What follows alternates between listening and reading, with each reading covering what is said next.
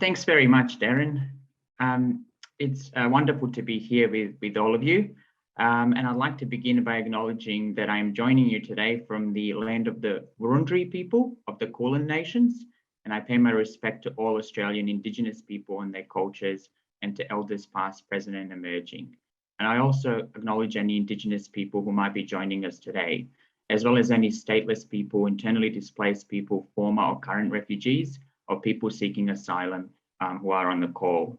And I also want to thank Communities in Cultural Transition, especially David Ajang and Yasmina Bayraktarovich-Hayward for organizing this event, and for all of the participants taking out their time today to join us. Look, I'll be mentioning some scenes from war, so if anybody wants to mute me, they can do that now because some of it might be a bit graphic. So just a word of caution. All right.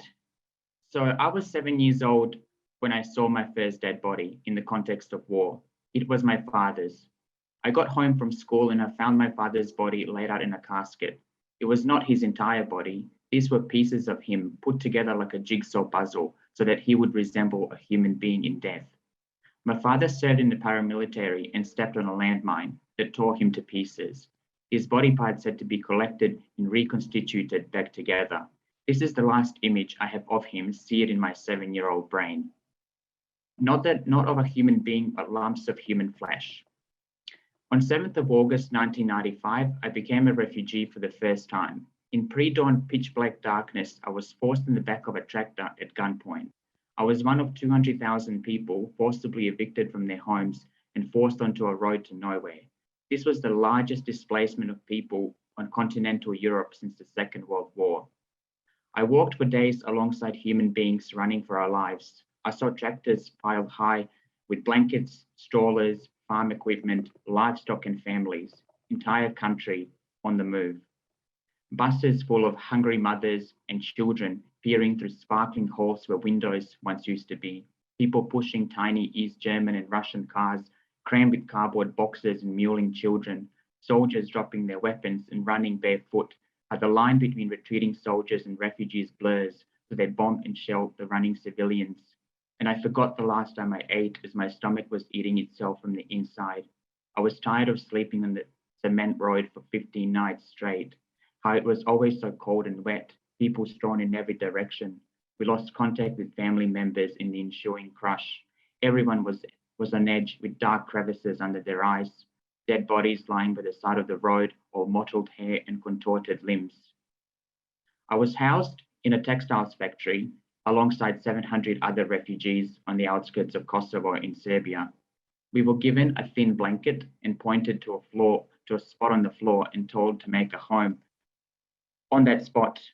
And this is how I lived with 700 other people for almost 5 years, lined up next to each other like sardines in a tin, where everybody used one bathroom and one pot cooked everyone's food.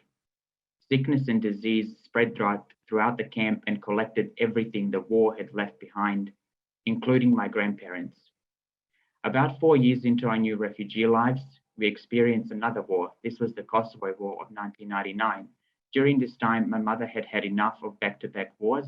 She walked into the UNHCR office in Belgrade and applied for a humanitarian visa.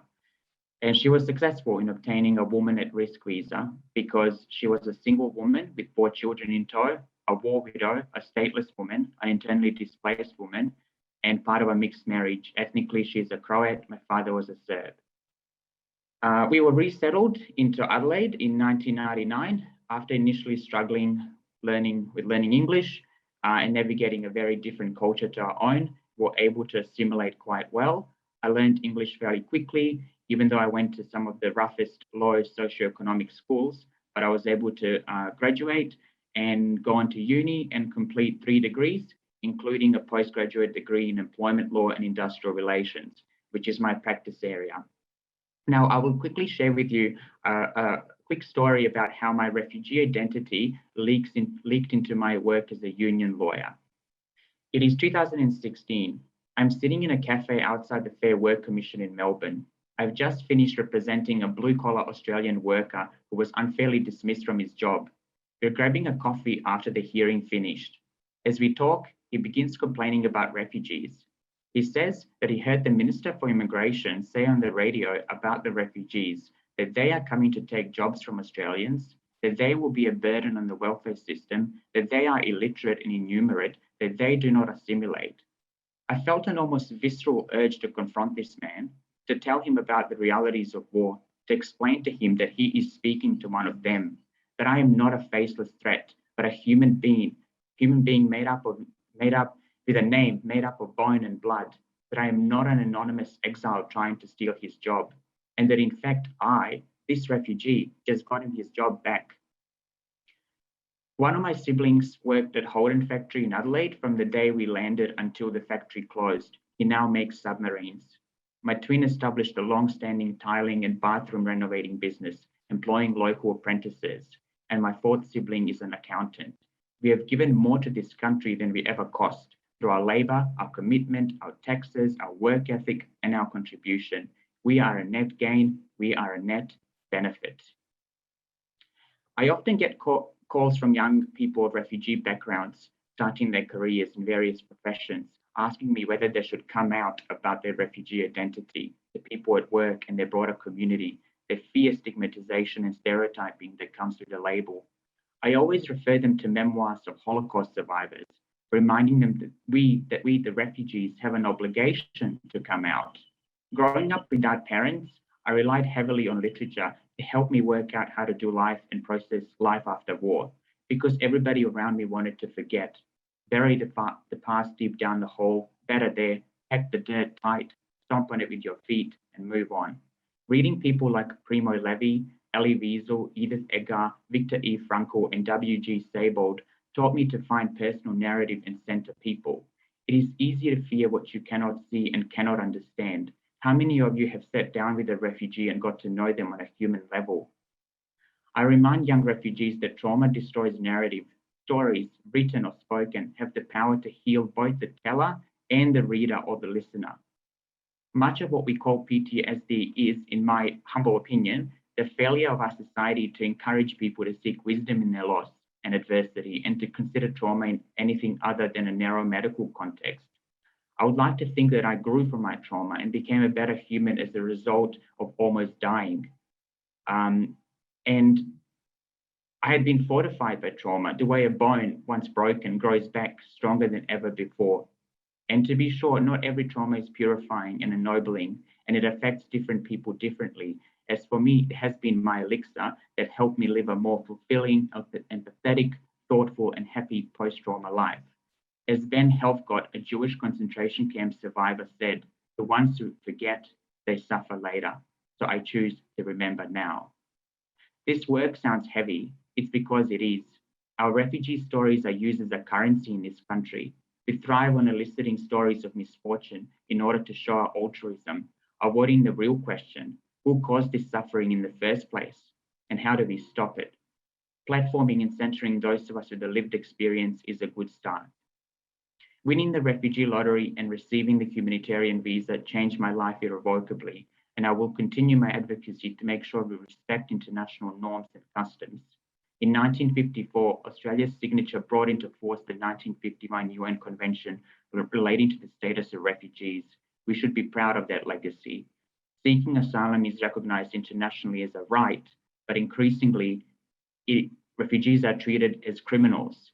And it is of concern to me that we are no longer seen as people at risk, but we are seen as the risk to be avoided.